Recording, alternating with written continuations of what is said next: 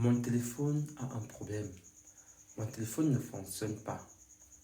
Lorsque je reçois l'appel, j'écoute bien ce que l'autre me dit, mais l'autre ne m'écoute pas. Quand bien même nous partons causer par WhatsApp, par voice, par note vocale, j'écoute bien les voices de l'autre. Lui, par contre, ne parvient pas à écouter mes voices. J'ai même augmenté tout le volume de mon téléphone.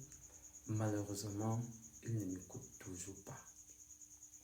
C'est ce matin, quand j'ai acheté l'écouteur, que j'ai connecté l'écouteur à mon téléphone, que j'ai parvenu à mieux communiquer avec l'autre. Voilà la déclaration faite cet après-midi par mon client. Regardez la vidéo jusqu'à la fin et vous pourrez avec nous diagnostiquer le téléphone de mon client et détecter le problème du téléphone de ce client. Si vous me découvrez pour la première fois, je suis David, expert en réparation de téléphones portables, promoteur de David Elect. Ici, nous partageons avec vous les secrets du bonheur des téléphones portables.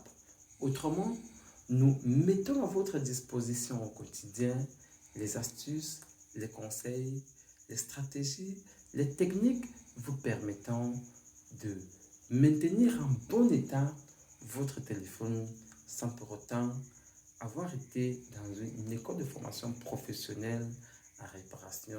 Après l'enregistrement de notre client, nous avons diagnostiqué le téléphone et nous avons constaté premièrement que le haut-parleur du téléphone de notre client est en bon état. Par contre, son micro est endommagé. Et lorsqu'on se rend compte que le micro du téléphone de notre client est endommagé, qu'est-ce qu'on fait? On change simplement son micro et le tour est joué.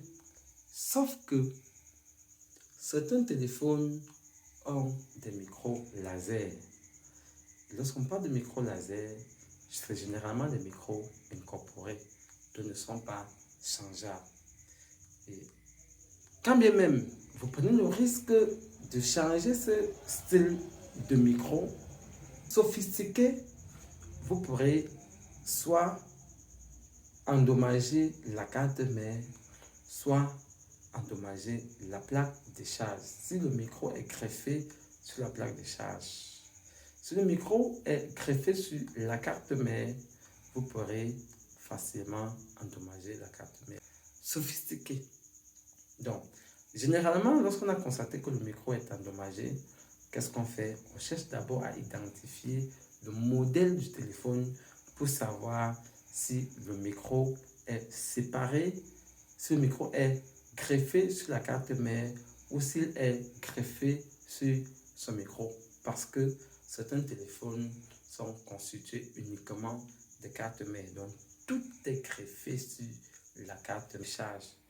Donc, lorsqu'on a diagnostiqué le problème, le téléphone, et qu'on s'est rendu compte que le micro est séparé, que le micro est plutôt greffé sur la carte mère, on change simplement